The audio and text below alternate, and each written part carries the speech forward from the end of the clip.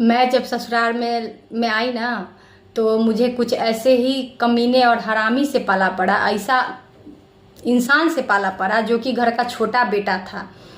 तो वो कमीना और निहायती घटिया इंसान इतना चालाक था कि उसका चालाकी में मुझे समझने में सालों लग गए।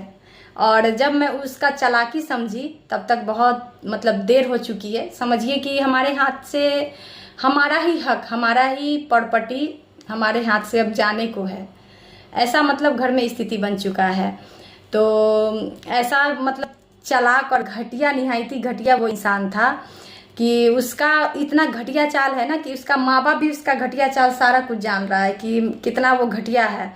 लेकिन माँ बाप क्यों चुप है? क्योंकि उससे उसको प्रेम है। और दूसरा नंबर बात है कि वो मेरा बेटा है, उसका चालाकी, वो माँ बाप को नादानी नजर आ रही है। लेकिन वो खतरों का खिलाड़ी बन चुका है ये चालाकी चलते चलते।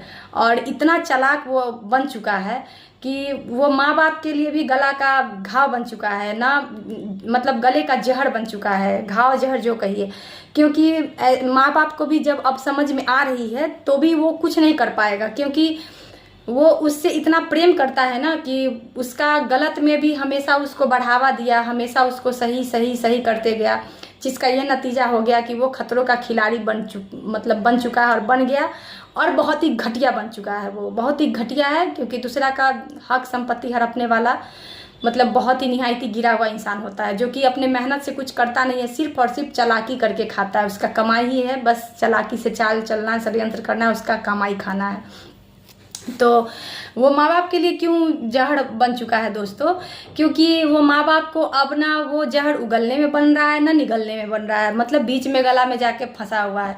क्योंकि वो इतना मन का बढ़ा हुआ है, वो बोल रहा है कि मुझे संपत्ति दे दो, मुझे लिख दो जीवन में। और माँ बाप भी जान चुका है अगर एक ही संपत्ति अगर मैंने इसको दे दी तो ये मुझे धक्के मार के घर से निकाल देगा, और नहीं भी लिखूंगी तो वो टॉर्चर कर रहा है बहुत ज़्यादा, और जीना मुश्किल किया हुआ है। तो ऐसे औलाद को समय रहते ही उसको सीधा कर दो तो ऐसा दिन देखने को नहीं मिलेगा। और उसके साथ क्या है ना दोस्तों कि हम लोग का भी जीना मुश्किल हो रहा है, और हम लोग अब अपना ही हक हिस्सा से, अपना ही अधिकार से वंचित किए जा रहे हैं।